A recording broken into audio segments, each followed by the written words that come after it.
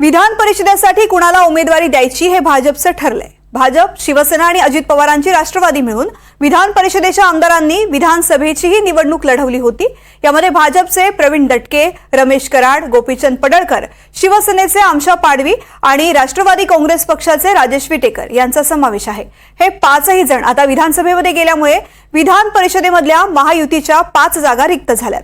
त्यामध्ये भाजपच्या वाट्याचे 3 आमदार जाहीर झालेत। कोण आहेत हे 3 जण आणि त्यांना विधान परिषदेची आमदारकी देण्यामागचं भाजपचं गणित काय, जाणून घेऊयात। संदीप जोशी, संजय केणेकर आणि दादाराव केचे। भाजपच्या धक्का तंत्राची ही 3 नवी नावं।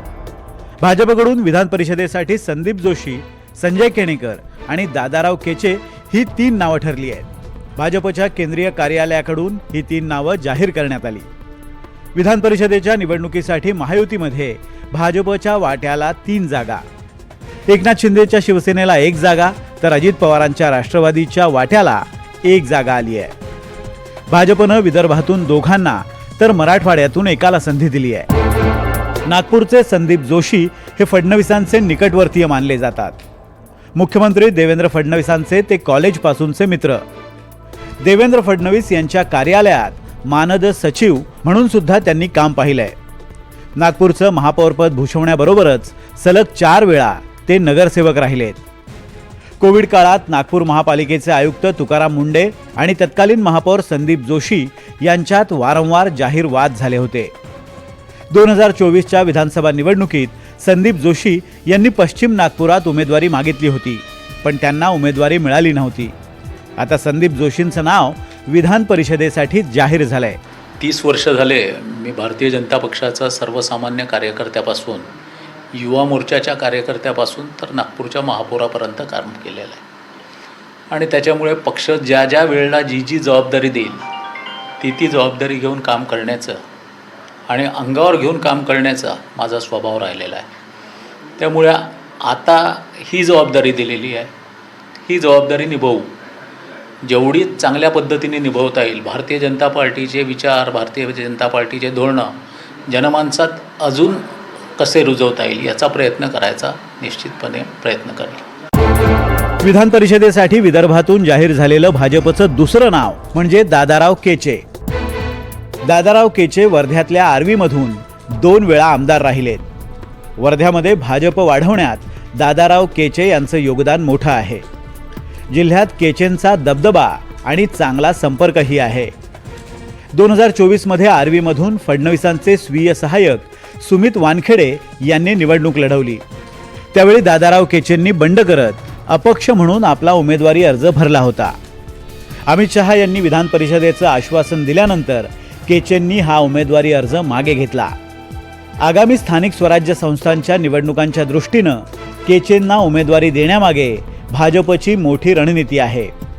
आता दादाराव केचेंनंतर वर्धा जिल्ह्यात भाजपचे 5 आमदार होतील। एकटे आर्वीमध्ये फडणवीसांचे विश्वासू सुमित वानखेडे आणि दादाराव केचे हे दोन्ही पॉवरफुल नेते असल्यानं शरद पवार गटाचे खासदार अमर काळेंना चांगली टक्कर देता येईल। विधान परिषदेत केचेंना डावललं असतं तर त्यांच्या समर्थकांनी बंड केलं असतं। त्यामुळे दादा केचेंचे समर्थक आता स्थानिक स्वराज्य संस्थांच्या निवडणुकीत जोमानं कामाला लागतील।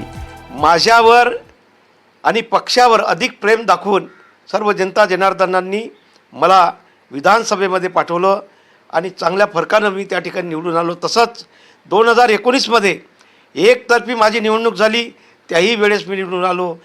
मतदारसंघाचा सर्वांगीण विकास करणे हेच आमची दृष्टी आहे, हेच आमचं ध्येय आहे आणि त्या दृष्टीनंच विधान परिषदवर मला या ठिकाणी पाठवलेलं आहे।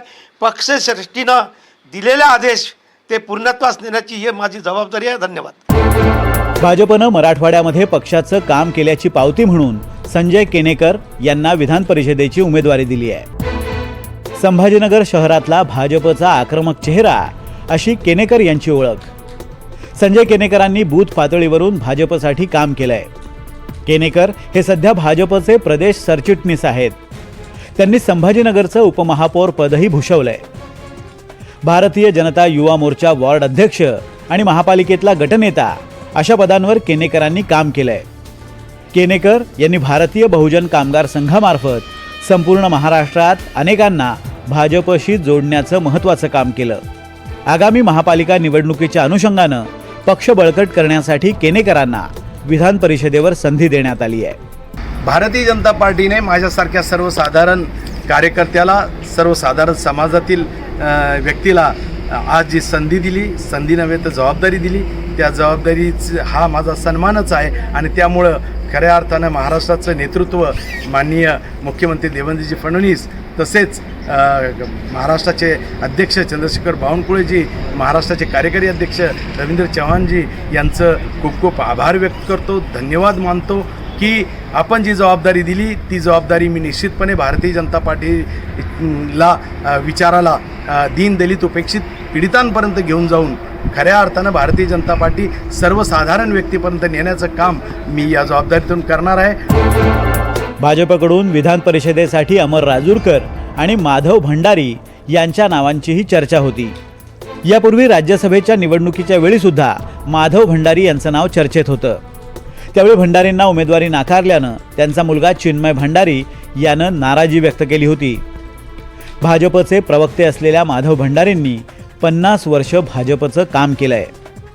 12 वेळा विधानसभा किंवा राज्यसभेच्या निवडणुकीच्या वेळी त्यांचं नाव चर्चेत आलं, पण उमेदवारी मात्र मिळालेली नाही असं चिन्मय भंडारी यांनी म्हटलं होतं. आता विधान परिषदेला भाजपनं 3 नावं जाहीर करून महायुतीत आघाडी घेतली आहे. आता उत्सुकता आहे ती राष्ट्रवादी आणि शिवसेनेकडून विधान परिषदेवर कोण याची. Bureau report, NDTV Marathi.